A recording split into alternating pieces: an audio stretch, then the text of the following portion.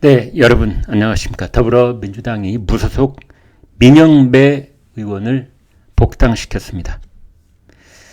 작년 4월 검수완박법을 강행 처리하면서 위장 탈당했던 민영배가 정확하게 1년 만에 복당했습니다. 오늘 박홍근 더불어민주당 원내대표가 민영배 의원이 오늘 복당한다, 이렇게 밝혔습니다. 박홍근 원내대표, 헌법재판소 판결이 나왔다. 헌법재판소에 지적된 부분을 아프게 새기면서 국민과 당원께 양해를 구하고 민영배 의원을 복당시키는 게 책임지는 자세다, 이렇게 말했습니다.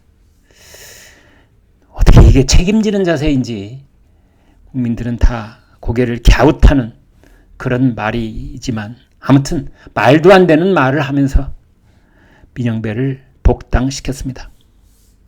지난번에 헌법재판소는 검수완박법, 이 법을 그대로 유지시키긴 했지만, 그러나 검수완박법을 강행 처리하면서 안건조정위원회에 민영배 꼼수 탈당 무소속 의원을 배치한 것에 대해서 국회의 심의권과 표결권을 침해한다, 이렇게 판결을 했었습니다.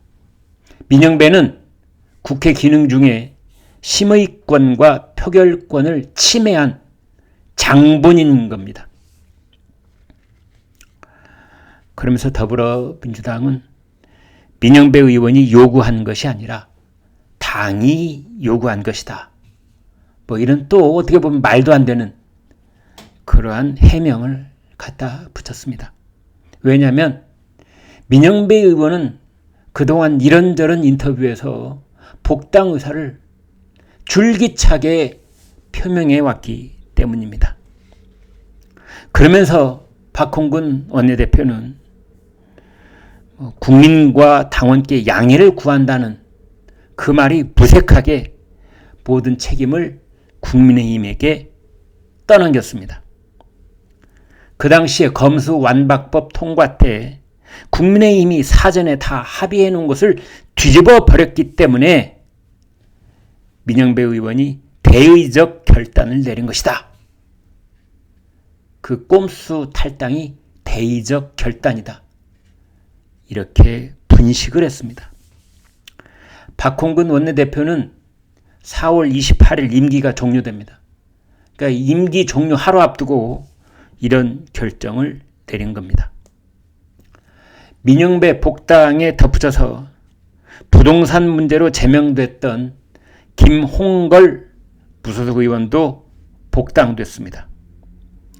그런데 윤미향 의원이라든지 양양자 의원이라든지 이쪽에는 복당 절차를 어떻게 한다는 아무런 말이 없습니다. 양양자 의원은 복당하지 않을 것으로 보입니다만,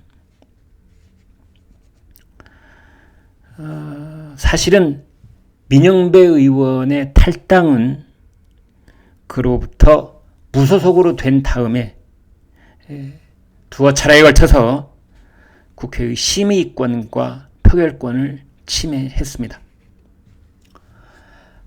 민영배 의원은 전라남도 해남 출신입니다. 목포 고등학교를 나왔고 전남대학교 사회학과를 졸업했습니다. 노무현 정부 때 청와대 국정홍보비서관 밑에 행정관으로 일을 한 적이 있습니다. 광주에서 광산구청장을 2번 했고 21대 선거에서는 광주 광산을 해서 전국 최고 득표율 84%로 당선이 됐었습니다. 한 독자가 민영배 민주당 복당에 대해서 이런 댓글을 다셨습니다.